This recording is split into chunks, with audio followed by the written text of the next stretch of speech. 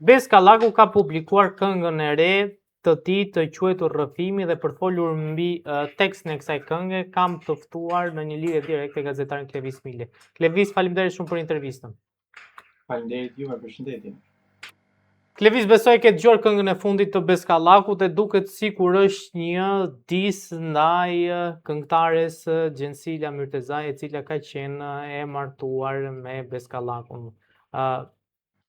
Besoj edhe teksti duket sikur po themi është një lloj shpërthimi Bes Kallakut duke parë edhe mënyrën se është shkruar dhe mënyrën se si e ka treguar ai gjithë jetën e tij. Një këngë shumë prekse guri dhe shoh në anën e Besit, i cili gjatë gjithë këtyre kohëve çdo gjë që ka mbajtur brenda tij ka shpërthyer me një këngë. Nuk do ta quaja vetëm se është një këngë e dedikuar veç ish bashkëshortet së tij Gjensilës, por duke qartësi të gjitha synimet e kritikimet që ka marrë ai pas ndarjes që ka pasur me ata. Domethënë tregon ajo këngë, ai tregon qartësi se sa është prekur ndaj mosmenjues të disa njerëzve që e ka pasur në rrethin e tij. Tregon që ai nuk ka ndryshuar pas famës dhe lekut që mund të ketë bërë, ai ka qëndruar i njëjti. Kam shoh të tekstet sërish një diçka që ai do të shpërndajë është që mërzia që mban ai brenda vetes, për shembull pas kësaj ndarjes, pasi ne e dimë që tashmë që Bes Kallaku ka vazhduar jetën e tij me një marrëdhënie tjetër në anë postimeve që ka bërë, por kjo gjë atë ka mbajtur dhe është një penë që atë akoma e godet. Nuk do ta quaj që këtë e ka bërë një dis veç për disa klikime. Nuk është herë e parë që Besi na befason me këngë të tilla, do të jemi sinqert, por kjo këngë ka shumë domethënie brenda, ka shumë domethënie dhe nëse dikush arrin dhe e dëgjon me shumë vëmendje, mund të arrijë ta kuptojë se çfarë vërtet do Besi të kalojë në anë kësaj këngës. Edhe mua personalisht më ka emocionuar sepse duket që është shumë i lënduar. Duket që është shumë i lënduar dhe i prekur akoma në shumë gjëra të jetës së tij, por me këtë këngë përveç se ai ka dashur të tregojë të gjithë këtë pjesën e zezë që ai ka përjetuar, do të tregoj që ai kurrë nuk ka rënë dhe vazhdon me guxim dhe duke qëndruar rënd në këmbët e tij për të vazhduar jetën e tij me tej. Më pëlqen kjo gjë. Nuk e di se cili mund të jetë reagimi i Gjensilës në krau tjetër, a do të bën një këngë të tillë ose jo, por nuk e mendoj sepse Gjensila nuk është personi i tillë e cila e shfaq këtë gjë në anë muzikës, nuk është na e ka treguar deri më sot.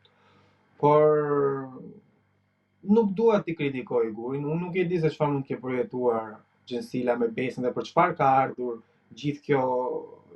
gjitha kjo ndarje, por di të them që Besi është shumë i lënduar kundrejt saj. Ndërkohë po të shohim një fragment thot unë u zhyta në vese, po e vërtet, po am pyeti njëri çka ka Besi pse nuk flet. Pra duket sikur edhe ai flet, pra ka edhe një rrëfim për veten që ka kaluar dhe vese, themi gjatë kësaj kohe. Po pikërisht, është i lënduar në mosminjosje disa njerëz sepse të gjithë neve kemi folur, të gjithë kanë folur për të gjithë këtë, por kërkush një njeri nuk i ka shkuar pranë që ta pyesë Bes ti si ndjehesh në gjithë kjo situatë, çfarë ka ndodhur. Nuk është se ai tregon që kur nuk ka pasur një person që t'i thoj që t'i flas sinqerisht dhe ta prokrajë atë dhe ta dëgjojë se çfarë ai ka vërtet për të thënë.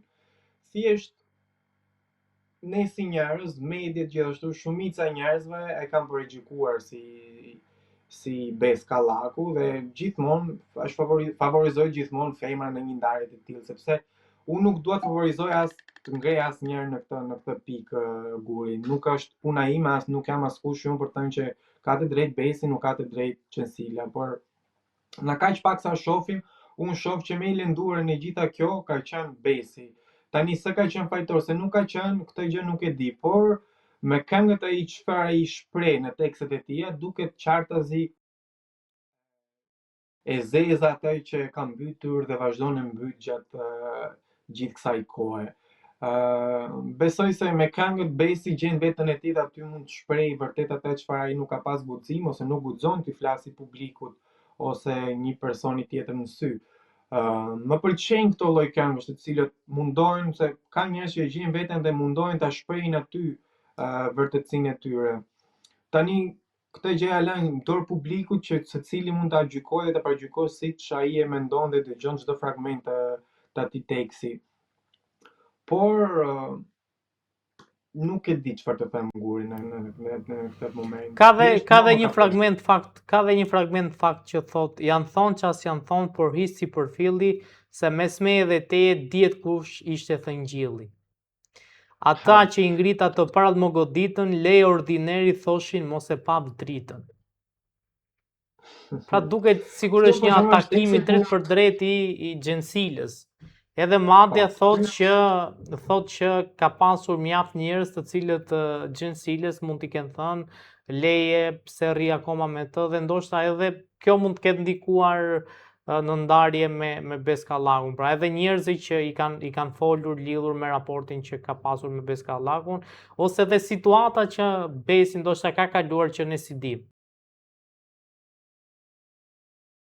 Po pra, pikërisht të letë hapur Besi këtë për shkak, por që secili mund të krijojë një mendimin e tij dhe një opinion.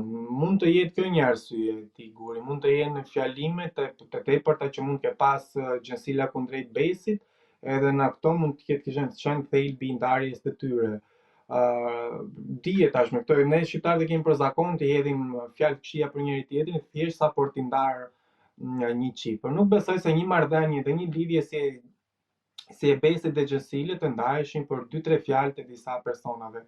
Thjesht këto janë shprehje që e ka synuar se është goditur pas ndarjes, për shkakun që di ke dëgjuar në rrjetin e tij se zakonisht çiftet kur ndahen mundojnë në njerëz të afërt të mësojnë se çfarë vërtet po ndodh në palë tjetër, edhe janë fragmente që ai është goditur, i ka mbajtur dhe ka dashur t'i futi te teksti por të goditur drejt për drejt Gjensilën në këtë rast.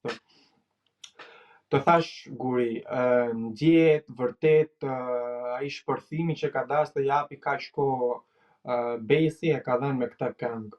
Duhet dikush që ta kuptoj, duhet mos të mbaj asnjë palë që vërtet të kuptoj se çfarë po ndodh midis tyre dyve dhe si e ka vërtet këtë shprehje dhe këtë tekste Besi.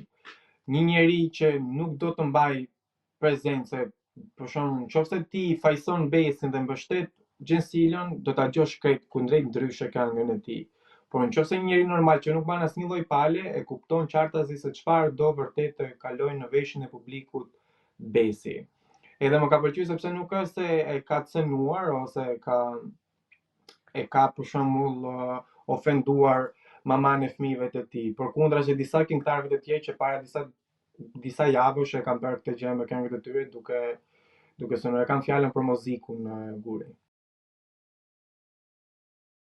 Klevis në fakt Besi duket sikur e ka kaluar ose të paktën është në rrugën për ta kaluar situatën e vështirë që pati me Gjensilan Myrtezajn dhe së fundmi ka publikuar edhe një foto ku duket me partneren e tij të re. Po, e kemi parë, jo veç postime, ka bërë edhe një story më përpara, mund të them edhe ka zbuluar hapës në publik që ai ka vazhduar jetën e tij. Dhe shumë mirë ka bërë, por kjo nuk mjafton për të shuar ato goditjet që i ka marrë gjatë ndarjes që ka pasur me Gjensilën, besoj. Edhe prandaj ka ardhur edhe ky reagim dhe ky shpërthim me këtë këngën e tij sot. Uroj që Besi ta gjejë veten e tij dhe të vazhdoj përpara, sado këtyre fjalëve që ka përmendur është tronditur, është goditur. Të gjithë jemi njerëz dhe gjejmë guximin ton për të ecur me tej. Në pala tjetër Gjensilën e shoh që Gjensila i vetmi reagim që ka pas dhe ka folur për herë të parë për ndarjen e saj ka qenë rrethimi që ka bërë tek misioni i Arbano Osmanit, nëse mban mend Guri. Veç aty e ka prekur pra këtë, edhe nuk ka se Gjensila është mësuar të japë intervistat e tilla ose të shprehë gjërat e tilla. Mban kundrejt ndryshe na Besi, mban një qendrim ndryshe, nuk i pëlqen të flasi për këtë, thjesht kemi parë që ajo dedikon shumë këngë fëmijëve të saj, që i kemi dëgjuar. E shohim shpesh që ajo qarkullon kudo me fëmijët e saj në pas.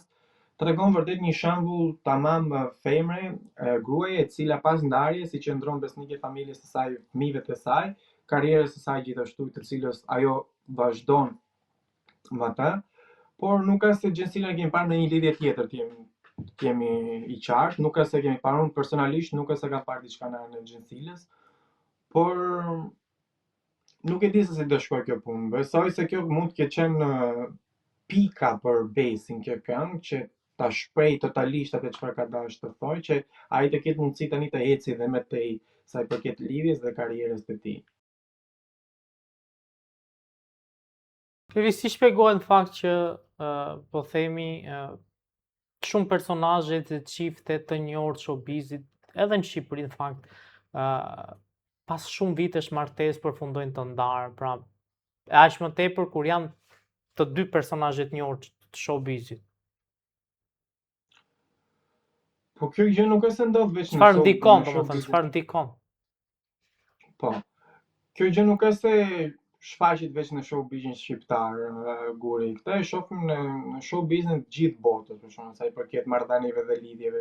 Përderisa ne kemi parë një ndarje Brad Pitt Angelina Jolie, një çift i mos komentuari, ndarja midis Beskallakut edhe Gjensilës ose kujdo çift tjetër është mos e normale. Po dikon, mund të them që dikon fama e tepërt, leku ndikon gjithashtu, dikon publiku gjithashtu tek lidhje tek personazheve publik, edhe dikon shumë rrugtimi i karrierës së tyre, se ka raste njëri nga partnerët ka mundësinë për të ecur më tej edhe lidhja ose marrëdhënia e tyre ndikon te kjo gjë dhe detyrohen të ndaren. Është qef i madh që u bëhet dikushve edhe dikujt na partnerin në lidhje edhe vazhdon i pëlqen vetja më tepër dhe vazhdon të tradhtojë njëri tjetrin. Për shembull, gjen persona për të kaluar ose për të krijuar marrëdhënie me dikë tjetër dhe xhelozia shtohet aty pastaj, sepse një personazh publik qoftë se shkon për të tradhtuar nuk e ka të lehtë sa që kemi ne kur, sepse është mëse normal në syrin publik ti nuk mund të dalësh qartës me një të dashur të dytë ose të dashur të dytë në publik. Ndikojnë shumë këto gjëra, leku, fama e tepërt, karriera që ata zhvillimi që marrin në karrierën e tyre, janë tre gjërat kryesore dhe pas të gjitha këtyre vjen tradhtia.